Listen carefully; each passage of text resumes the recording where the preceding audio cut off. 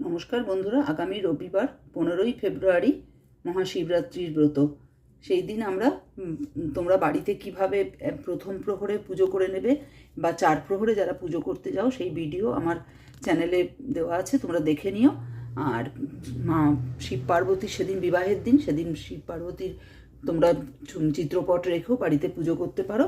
আর পারণের আজকের ভিডিওতে আমি পারণের মন্ত্র বলছি এবং ব্রতকথা পাঠ করে তোমাদের শোনাচ্ছি।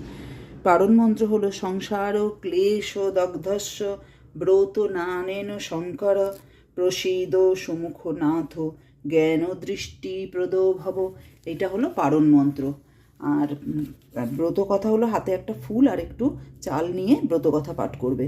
বহুকাল আগে বারাণসীতে একটি ব্যাধ ছিল। দিন রাত্র সে শুধু জীব হত্যা করত। একদিন ব্যাধ শিকার করতে গিয়ে অনেক পশুপক্ষী মেরে সন্ধ্যা ঘনিয়ে আসতেই বাড়ির দিকে রওনা হলো।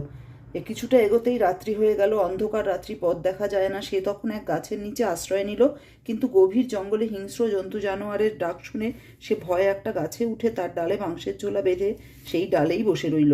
গাছটি ছিল বেল গাছ, গাছের নিচে ছিল শিবলিঙ্গ। ব্যাধ গাছের ডালে বসে নড়ে চড়ে উঠতেই শিশিরে ভেজা একটা বেলপাতা খসে পড়ল সেই শিবলিঙ্গের মাথায়। সেদিন ছিল শিব চতুর্দশী, ব্যাধও ছিল উপবাসী, তাই শিবের মাথায় বেলপাতা পড়তে শিব সন্তুষ্ট হলেন। ব্যাধ কিছুই জানতো না, তবু তার শিব চতুর্দশী ব্রতের ফল লাভ হলো। সকালে ব্যাধ বাড়ি ফিরে এলো। সবাই তার জন্য ভাবছিল। ব্যাধ ফিরে আসতে তাকে তার বউ খেতে দিল। এমন সময় একজন অতিথি এলো। ব্যাধ কী ভেবে তার খাবারগুলো অতিথিকে খেতে দিল। তাতে তার পারণের ফলও লাভ হলো। কিছুদিন বাদে ব্যাধ অসুস্থ হয়ে মারা গেল। যমদূতরা তাকে নিয়ে যাওয়ার জন্য এলো। এমন সময় সেখানে শিবদূতরা এলো। দুজনে যুদ্ধ বেঁধে গেল। যমদূতরা তাকে নিয়ে যাওয়ার জন্য এলো। এমন সময় সেখানে শিবদূতরাও এলো। দুজনে যুদ্ধ বেঁধে গেল। যমদূতরা হেরে গেল। শিবদূতরা ব্যাধকে কৈলাসে নিয়ে এলো।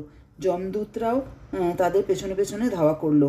কৈলাসের দ্বারে নন্দী পাহারা দিচ্ছিল। সে যমদূতের কাছে ব্যাধের শিবরাত্রির কথা বলল। শুনে যমদূতেরা ফিরে গিয়ে যমকে সব জানালো। যম বললেন, হ্যাঁ, যে শিব বা বিষ্ণুর ভক্ত আর যে শিব চতুর্দশী ব্রত করে এবং যে বারাণসী ধামে মারা যায় তার উপরে আমার কোনো অধিকার থাকে না। তারপর থেকে এই ব্রতের কথা চারিদিকে প্রচার হলো। নমঃ শিবায় নম, নমঃ শিবায় নম, নমঃ শিবায় নম। আমার নতুন বন্ধুরা আমার চ্যানেলটিকে সাবস্ক্রাইব করে আমার সঙ্গে থেকো। আর পুরনো বন্ধুদের অসংখ্য ধন্যবাদ। তোমাদের সকলের শিবরাত্রি খুব ভালো কাটুক, খুব ভালোভাবে তোমরা এই ব্রত পালন করো বন্ধুরা। এবার মহামৃত্যুঞ্জয় মন্ত্র এবং নমঃ শিবায়।